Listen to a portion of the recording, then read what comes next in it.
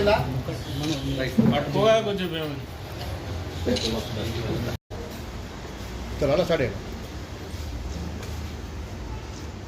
పెట్టే మా grand mother చనిపోయిందని ఆయన మెసేజ్ పెట్టినా కానీ ఆయన వినకుండా ఇగో మెసేజ్ పెట్టి డబ్బులు కావాలని నీకు బ్లాక్మెయిల్ చేస్తున్నాం. ప్రతి పేపర్ కూడా మీకు మీడియా మిత్రులకు ఇస్తాం.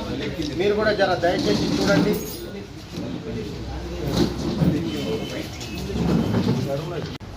నిన్న మొన్న కొన్ని వార్తాపత్రికలలో ఆర్మూర్ నియోజకవర్గ ఇన్ఛార్జ్ మార్పు అని అధికారుల బదిలీలో ముడుపులు తీసుకుంటున్నారని అవాస్తవమైన వార్తలు ప్రచురిస్తూ ఉన్నారు. ఎలాంటి ఆధారాలు లేవు. వాస్తవాలు లేనటువంటి వార్తలు రాస్తూ మా మచ్చలేని నాయకుడు వినయ్ కుమార్ రెడ్డి గారిని కొద్దిగా బదనాం చేసే ప్రయత్నం చేస్తున్నారు. వాటిని మేము కాంగ్రెస్ పార్టీ ఖండిస్తూ ఉన్నది. ఆర్మూర్ పట్టణ శాఖ, ఆర్మూర్ కాన్స్టిట్యున్సీ నాయకులందరం కూడా ఖండిస్తూ ఉన్నాం. ఏదైతే సోషల్ మీడియాలో కానీ వార్తాపత్రికల్లో కానీ అలా ఒకటే హెచ్చరిస్తూ ఉన్నాం.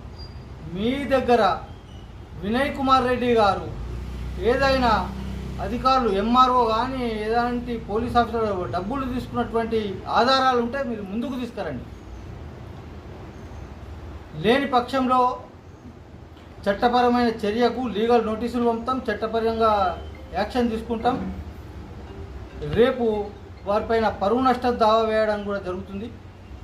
నవంబర్లో జరిగిన ఎన్నికలలో ఇక్కడి నుంచి పోటీ చేసినటువంటి మన నియోజకవర్గ కాంగ్రెస్ పార్టీ అభ్యర్థి వినయన్న గారు ఓడిపోయినప్పటికీ మన కాంగ్రెస్ పార్టీ రాష్ట్రంలో అధికారంలోకి వచ్చింది కనుక ఇక్కడ ఏదైతే అభివృద్ధి ఫలాలు కానీ సంక్షేమం కానీ దానికి విషయంలో నా ఆర్మూర్ కాన్స్టిట్యున్సీ వెనుకబడదన్న ఉద్దేశంతో వినయన్న గారు ఓడిపోయినప్పటికి కూడా మరుసటి రోజు నుంచే ఏదైతే ఫలితాలు వచ్చినాయో ఆ మరుసటి రోజు నుంచి కూడా ప్రజల శ్రేయస్సు కొరకు ఆయన గజ్జె కట్టుకొని ఇంటింటికి తిరుగుతూ గ్రామంలో మన రాష్ట్ర ముఖ్యమంత్రి వర్యులు రేవంత్ రెడ్డి గారి సహకారంతో అదేవిధంగా ఇక్కడి మంత్రుల సహకారంతో ఆయన అభివృద్ధి ఫలాలు తీసుకువస్తూ ఇక్కడ గ్రామాలని డెవలప్ చేస్తూ చేసుకుందామని సదుద్దేశంతో ఆయన గ్రామాన్ని తిరిగితే ఇక్కడ ఏదైతే ఈ ఆర్మూర్ నియోజకవర్గంలో ఉన్నటువంటి కొందరు వ్యక్తులు కానీ అదేవిధంగా వారి వెనుక ఎవరున్నారో కానీ అవాస్తవాలు రాస్తూ సోషల్ మీడియాలో అవాస్తవాలు పుట్టిస్తూ